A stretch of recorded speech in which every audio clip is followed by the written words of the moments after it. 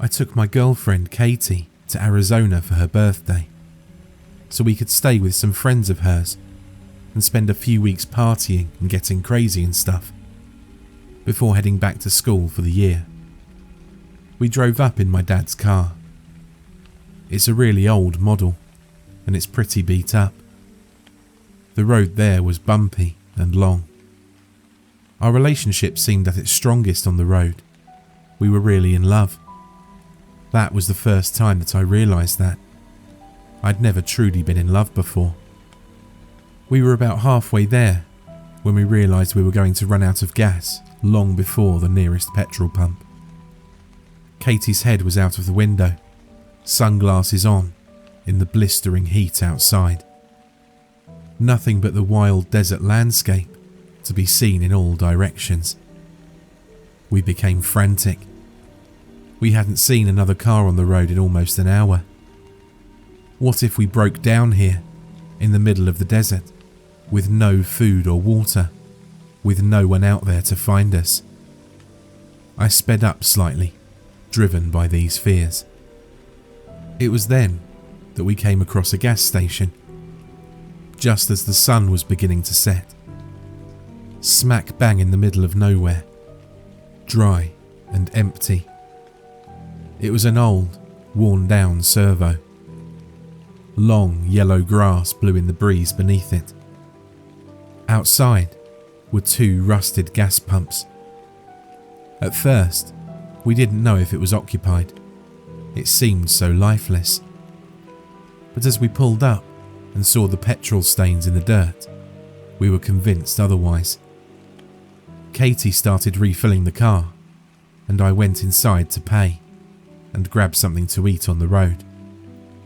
When I first went to open the door, it jammed. This perturbed me, so I looked up at the sign to check and was reassured that the store was open, according to the torn sign that hung in between the dull yellow curtains at the door window. I pushed harder and harder with effort, and I got into the shop. Inside, it was totally abandoned and left to ruin. Complete aisles lay on the ground. The fridges were smashed, and glass coated the floor. Despite the bright lights from the gas station sign, the interior was dark and bitterly cold. And then, there came from behind me this quiet weeping, like a child's. I felt my heart race. It was coming from the back room. I stepped over the smashed glass and twisted metal remnants on the floor, where patches of grass had grown through. I ran my hand along the wall and felt the crisscross of ivy beneath my fingers. It was completely overgrown. There came the crying again, and now I was facing the back room door. It was directly in front of me. I pushed the door open, and it creaked with rust in its joints. Inside, there lay several wooden steps into the basement. It was pitch black, and the smell was horrific. The constant drip-drop of water alerted me to the fact that the basement was flooded. The water was up to my knees. Again, there came the crying, and a small splash in the far corner of the basement. "Hello?" I called out. "Is anyone there?" I started approaching the corner. The smell was horrible, and the cold water eventually got to me. The sobbing was getting louder. In the corner, I swore I saw something move amongst the shadows. "Hello?" I called again. "What's wrong?" I finally reached the corner. Still dark, I had to bend down to avoid the pipes, which leaked down my back and trickled down my spine.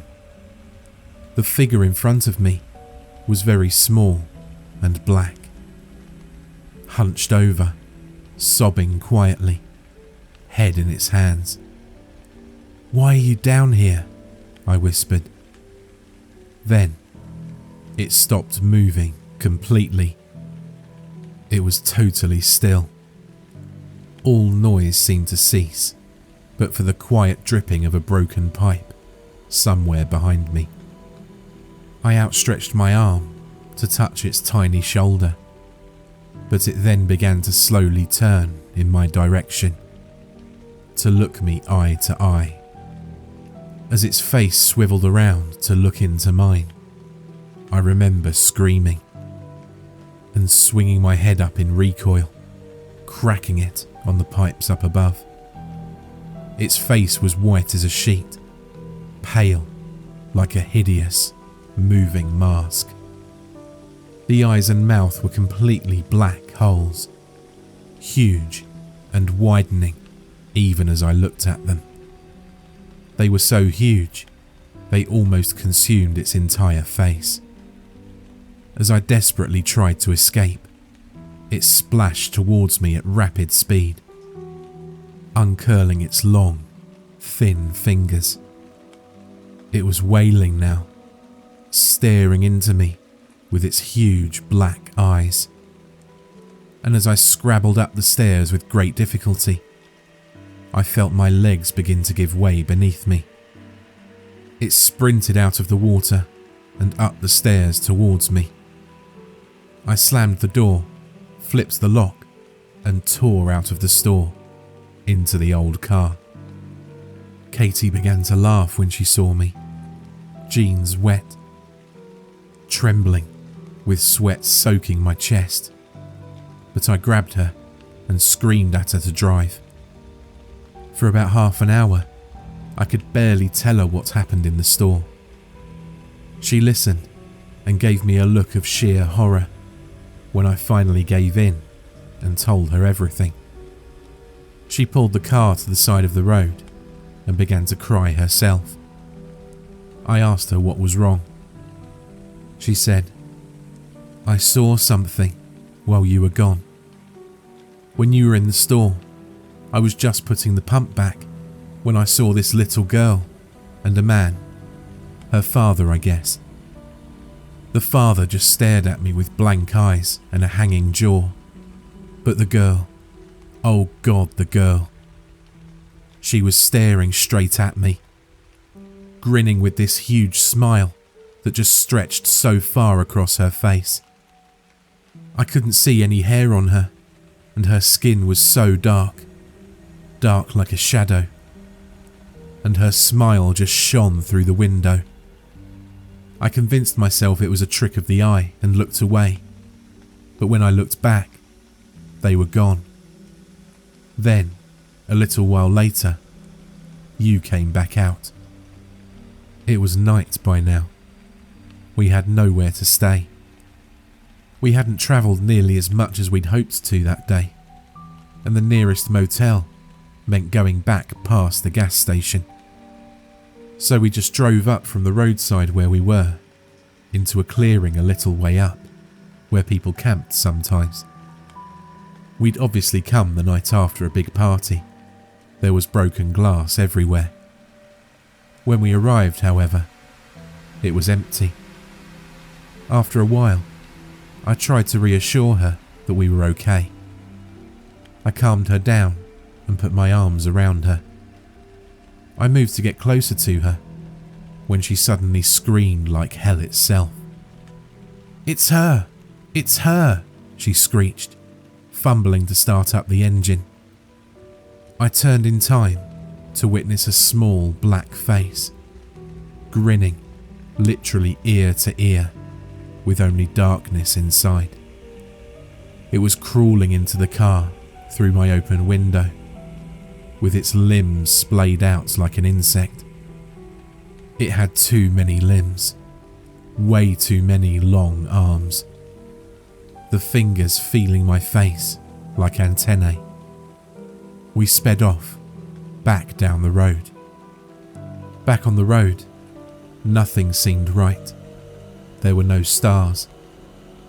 That's what I noticed first. I was too shaken to think much of it, but there were no clouds that could be blotting them out. There was just the vast night sky, devoid of all light. Then, A few minutes after we'd been driving forward, still sweating and breathing heavy, we passed the gas station. My heart skipped a beat. The gas station was at least half an hour away, in the opposite direction. All the lights were on, and I saw the door sliding open. As we shot past it, Katie was in such hysterics that she found it hard to keep driving. We stopped the car in the middle of the desolate road. I decided we should switch seats so that I could drive. She shuffled across from her seat to mine, and I opened the door to get out. As soon as I was outside, the foul stench of the basement overwhelmed me. I gagged and then vomited down the side of the car. It was then that I noticed the runner. A pale, white thing, sprinting towards us through the fog, its limbs practically a blur. I could make out no face. How long had it been following us, running after us in the night? I got into the driver's seat as quickly as possible. We drove off again, not talking. Katie whimpered, and I silently prayed. Then, we passed the gas station again. The door was open now. There were two figures standing at the door, waiting. As we forced ourselves on, we both became aware of a soft, barely audible weeping in the back seat. Neither of us dared to turn around. "Ignore it," I whispered, my trembling hands gripping the steering wheel. Katie was curled in the fetal position, holding her head in her hands. The wailing increased, becoming extremely loud, ear-piercing, and horrific. Finally, I ordered myself to end it and looked behind me. For a split second, I thought it was a girl in a white dress looking back up at me. But she was gone as soon as she appeared. I checked the seats carefully. There was nothing. In my tiredness and fear, I'd completely lost track of the road. I drove on, and all through the night, Katie whimpered. I touched her once, but she screamed. I never tried again after that.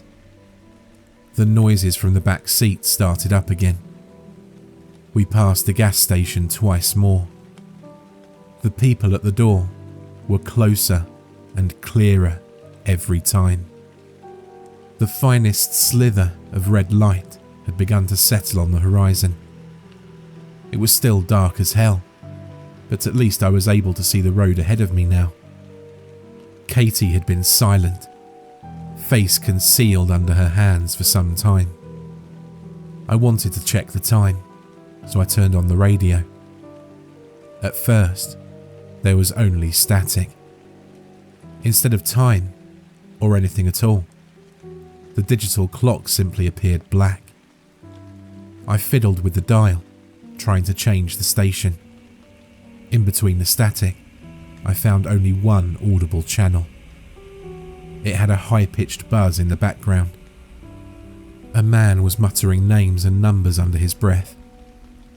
29, Lucy. 30, Adam. 31, Katie. I switched back to static. I knew which name was next. When we got to Katie's friend's house, it was morning. It was overcast, and everywhere had the smell of rain on it. Her friends weren't home. Katie's friends lived way out in the country, with no one else around for miles. The grass was climbing the walls outside. How long have they been out? As soon as we were inside, Katie started whimpering again. I realised that while she'd been silent, she was biting on her lip. Blood was trickling down her chin, and the skin around her mouth was torn and chewed through. She grabbed the newspaper, along with some masking tape off the table, and began blocking out the windows. After the past night's events, I didn't know whether I'd be insane to join her or stop her. I simply watched. She covered the windows, jammed the door, and turned the lights off. For some time, it could have been minutes or hours, we sat silent in the dark. I offered to turn the television on. Katie said nothing, sitting blank and comatose. I turned the television on anyway. A grainy, black and white image flickered to life before us. A white face with empty eyes and an impossibly huge smile flashed up. The smile growing wider and wider the longer we stared into it. There came the sound of weeping. From the TV or in the house, I couldn't tell. We turned it off. It's been 3 whole days now. I haven't seen Katie at all today. She spends her time in the closet, crying. I once tore the door open and screamed at her. She screamed back, her face contorting into something grotesque and inhuman. The phone rings, often.